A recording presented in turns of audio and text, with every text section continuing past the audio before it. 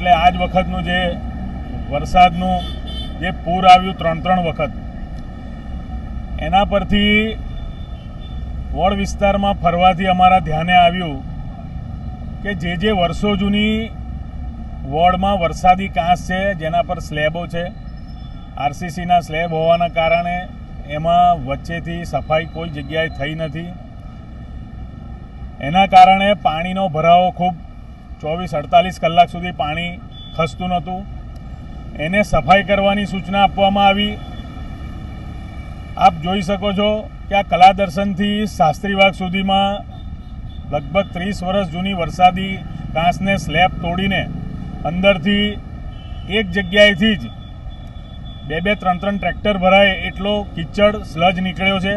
આવું 10થી 12 જગ્યાએ સ્લેબ તોડીને કિચડ કાઢવાનું કામ વોર્ડ 15માં શરૂ કર્યું છે. 30 વર્ષ જૂની ઉમા 4 રસ્તાથી વૃંદાવન 4 રસ્તાની વરસાદી લાઈન, ત્યાં પણ નવી પાઇપો નાખીને નીકળતા જે જૂના ભૂંગળા છે એને જોઈએ તો ભૂંગળામાંથી ટોટલી ભૂંગળાનું માટીથી મોઢું ભરાઈ ગયેલું એ રીતની વરસાદી કાંસની હાલત હતી.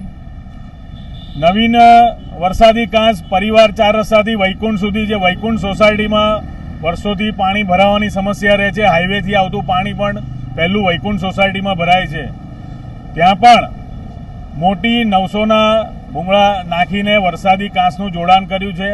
એટલે વોર્ડ વિસ્તારમાં જે સૌથી વર્ષો જૂની કાંસો છે એને હયાત ભૂંગળાને કાઢીને નવીન કાંસો નાખવાનું અને જે જૂના સ્લેબ છે એને તોડીને એમાંથી સફાઈની કામગીરી શરૂ કરી છે. એટલે પાણીની કેપેસિટી વહન કરવાની વરસાદી કાંસની વધશે આનાથી, અને વિસ્તારમાંથી ઝડપભેર વરસાદી પાણીનો નિકાલ થાય એ પ્રકારની આ કામગીરી શરૂ કરી છે.